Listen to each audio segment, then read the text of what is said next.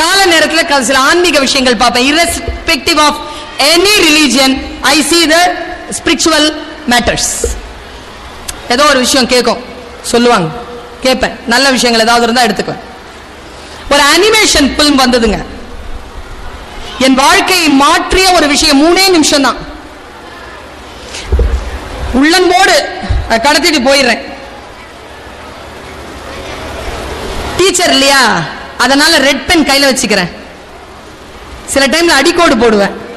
நம்ம திருத்தும் போது அடிக்கோடு போடுவோம்லப்பா, அடிக்கோடு போடுவோம்ல, அப்படி அடிக்கோடு போடும். என்னுடைய வார்த்தைகளை கவனமாக கேட்டுக்கொள். அடிக்கோடு போடுகின்ற பொழுது மட்டும் கொஞ்சம் கூடுதலா கான்சென்ட்ரேஷன்ல பார். ஒரு 8 வயது சிறுவன் இருந்தான். 8 வயது அடிக்கோடு, 8 years. அவன் ஆடு மேய்ப்பவனாக இருந்தான். அடிக்கோடு. அவன் பெரிய வேலை இல்ல, ஆடு மேய்க்கிறது. சொல்லுவாங்களே, திட்டுவாங்களே, நீ ஆடு வைக்கதான் லாய்க்குன்னு, அந்த வேலை. அடிக்கோடு. அவன்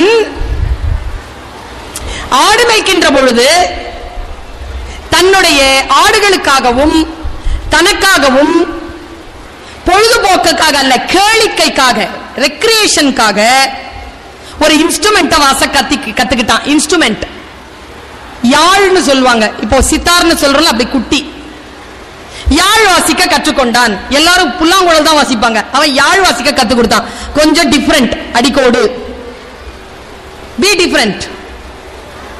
ஒரு நாள் அவன் எதேச்சையா அடிக்கோடு. எதேச்சையானா இங்கிலீஷ்ல கேஷுவலா, not expected, unexpectedly he was playing his guitar. Guitar வந்து வாசிக்கிட்டே இருக்கிறான். வாசிச்சுட்டே இருக்கும்போது மறுபடியும் அடிக்கோடு. அன்எக்ஸ்பெக்டட்லி அந்த காட்டுல ஒரு ராஜா வேட்டையாட வந்தான். நல்லா தெரிஞ்சுக்க, நான் பல மேடைகள்ல பேசியிருக்கேன். அன்எக்ஸ்பெக்டடா என்னுடைய பேச்ச தாஹா கேட்டாரு. அன்எக்ஸ்பெக்டடா என்னுடைய பேச்ச தாவூத் சார் கேட்டாரு. எனக்கு ஒரு வாய்ப்பு கிடைச்சது. பிளான்டே கிடையாது. நீ சரியாக வேலை செய்கின்ற பொழுது, அன்பிளான்டா வேலை செய்கின்ற பொழுது, அன்கண்டிஷனலா வேலை செய்கின்ற பொழுது, கண்டிஷன்டா சில விஷயங்கள் இயற்கை உன் காலில் கொண்டு வந்து போடும். மிக முக்கியமான கருத்து. அவன் சும்மா வாசிட்டு இருக்கிறாங்க. அந்த பக்கமா போன ராஜாவுக்கு அதை பார்த்து ரொம்ப மனசு சந்தோஷமாச்சு. கூட இருந்த மந்திரி கிட்ட கேட்டான், யார் அது? பார்த்துட்டு வரேன் அரசே. பார்த்துட்டு வந்தான். அவன் ஆடு மேய்க்கிற பையன், அவங்க அப்பா அங்கதான் இருக்கிறாரு. அவன் 8வது புள்ள போல இருக்கு. 7 அண்ணன்மார்கள் இருக்காங்க. இவன் தான் ஆடு மேய்க்கிறான் போல இருக்கு. சரி, எனக்கு ரொம்ப தலைவலிக்குது, அவனை போய் கூட்டு வா, அவன் எனக்கு ரெக்ரியேஷன் பண்ணட்டும், அவன் என் அவையில வாசிக்கட்டும். பாரு, விளையாட்டா யாழ் வாசிக்க கத்துக்கிட்டவனுக்கு அரண்மனையில் வாசிக்கும் வாய்ப்பு. காட்டுல ஆட்டுக்கு முன்னால வாசிச்சவன் ராஜாவுக்கு முன்னால வாசி வாய்ப்பு கிடைக்கல, ஆட்டுக்கு முன்னால வாசி வாய்ப்பு கிடைச்சது. நேரா என்ன பண்றான், வந்து வாசிச்சுட்டே இருக்கிறான். இப்ப கதை சூடு பிடிக்குதுங்க. அந்த ராஜாவுக்கு ஒருத்தன் வந்து செய்தி சொல்றான், நம்முடைய நாட்டை பகைவர்கள் சூழ்ந்து கொண்டார்கள், படை போதவில்லை. உடனே இந்த வாசிக்கிற பையன் நிறுத்துறான். உடனே அந்த ராஜா சொல்றான், நீ வாசி. அவன் வாசிக்கிட்டே இருக்கிறான். பயத்திலையும் அழகா வாசிக்கிறான். அடிக்கோடு கரெக்டா வாசிக்கிறான். வாசிச்ச உடனே ராஜா சொல்றாரு, ஒன்னும் பிரச்சனை இல்ல, சாந்தமாயிடுறார் ராஜா. அந்த இசையில ஒன்னும் பிரச்சனை இல்ல, நீ என்ன பண்ணு, ஊருக்கு போய் தண்டோரா போட்டு எந்தெந்த வீட்டுல ஆட்கள் இருக்காங்களோ எல்லாரையும் போட்டு கூப்பிடு. இந்த வாசிக்கிறவனுக்கு திடீர்னு ஆச்சு. ஏன்னா இவன் வீட்டுல 7 அண்ணனுங்க இருக்கிறானுங்க. சாயந்தரம் 5 மணி வரைக்கும் வாசிச்சான். அப்புறமா ராஜா கிட்ட கேட்டான், நான் போட்டுமா ராஜா? சரி சரி போ அப்படின்னாரு. சீக்கிரமா விழுந்து அடிச்சுட்டு வீட்டுக்கு ஓடனா 7 அண்ணன்மார்களும் போர்க்களத்துக்கு போயிட்டாங்க. அப்பாட்ட கேக்குறான், நல்லா தெரிஞ்சு வச்சுக்க, அப்பாட்ட கேக்குறான், அப்பா நான் போர்க்களத்துக்கு போவா? அப்பா சொல்றாரு, நீ ரொம்ப சின்ன பையன், நீ போர்க்களத்துக்கெல்லாம் போக முடியாது, 15 வயசு ஆயிருக்கணும், உனக்கு இன்னும் அது ஆகல, இரு. அடிக்கோடு. அப்பா பையன் சொன்னா, நான் போராடுறதுக்காக போகலப்பா, வேடிக்கை பார்க்க போறேன். எதுக்கு? வேடிக்கை பார்க்க போறேன். நல்லா தெரிஞ்சுக்கங்க. இன்னைக்கு மிகப்பெரிய ஆளுமையாக இருக்கக்கூடிய பட்டிமண்டப பேச்சாளராக இருக்கக்கூடிய ராஜாவாகட்டும், மிகப்பெரிய ஆளுமையாக இருந்து மறைந்த கிருபானந்த வாரியார் ஆகட்டும், இவர்கள் எல்லாரும் தன்னுடைய மூத்தோர்கள் பேசிய பேச்சை வேடிக்கை பார்க்க போனவர்கள் தான். வேடிக்கை பார்க்க போனவங்க தான், பேச போனவங்க இல்ல, வேடிக்கை பார்க்க போனவங்க. ஆனா எதை வேடிக்கை பார்க்க போனோங்கிறது இருக்குல்ல, அது முக்கியம், அது முக்கியம். இது என்னாச்சு, இவன் அந்த அந்த போர்க்களத்துக்கு வேடிக்கை பார்க்க போறான், அனுப்பிட்டாங்க. போய் நிக்கிறாங்க. இப்போதாங்க கதையினுடைய உச்சம். போய் நின்னு பார்க்கிறா, தன்னுடைய நாட்டு வீரர்கள் எல்லாம் சிதைந்து ஓடிக்கொண்டிருக்கிறார்கள். ஒரே ஒருத்தன் 25 அடிக்கு இருக்கிறான். அவன் பேர் கோலியாத். அந்த சின்ன பையன் இருக்கான்ல, அவன் பேர் டேவிட் என்று பைபிளும் தாவூத் அலைஹிஸ்ஸலாம் என்று குர்ஆனும் சொல்லக்கூடிய அந்த சிறுவன். அவன் அப்படி பார்த்துட்டு நிக்கிறாங்க. நான் இங்க நிறுத்துறேன் குழந்தைகளை.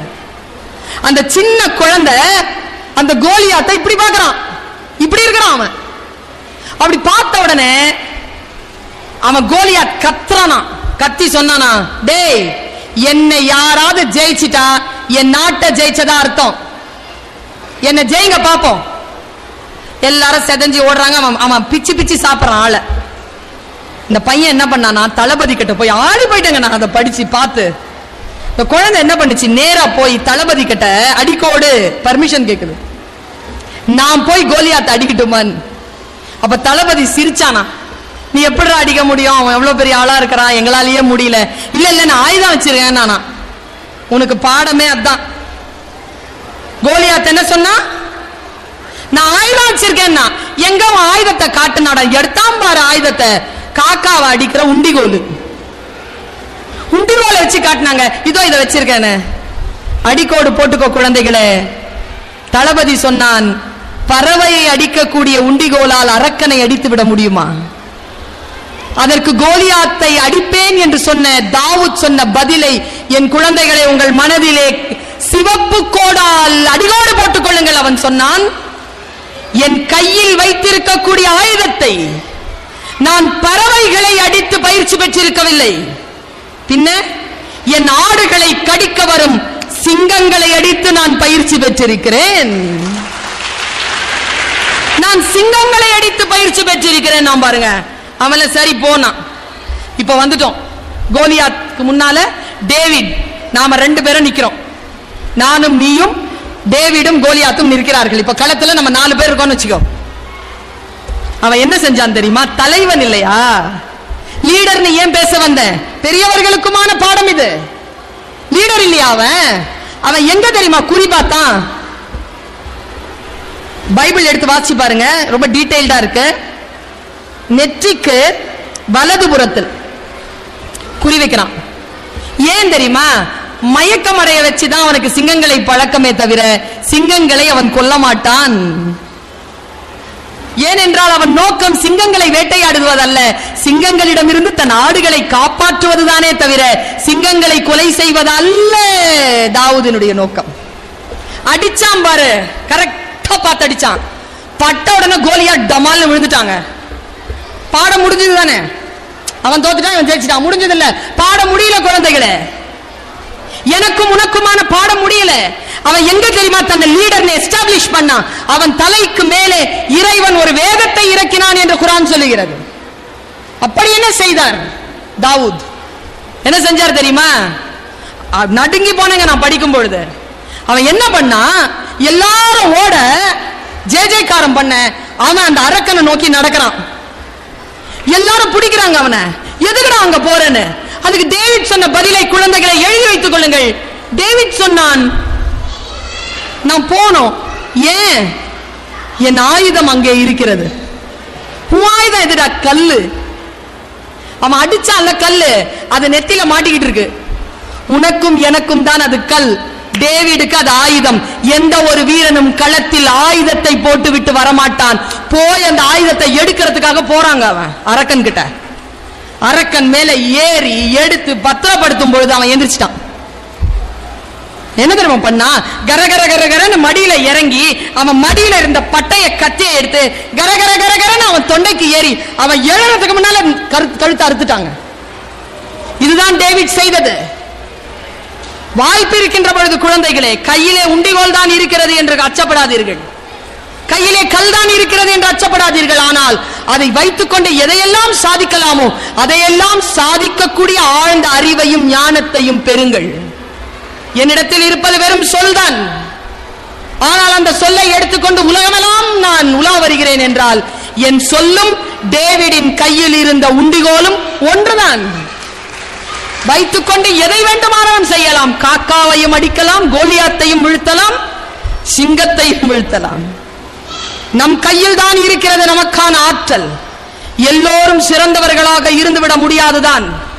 எல்லாரும் ஓட்டை பாத்திரம்தான், எல்லா பானைகளும் ஓட்டை பானை தான். குரு சொன்னார், போய் பானையில் தண்ணீர் ஏற்றுக்கொண்டு போய் தோட்டத்திற்கு போய் தோட்டத்திலே செடியை வளருங்கள், செடியில் மலரை நான் பார்க்க வேண்டும் என்று.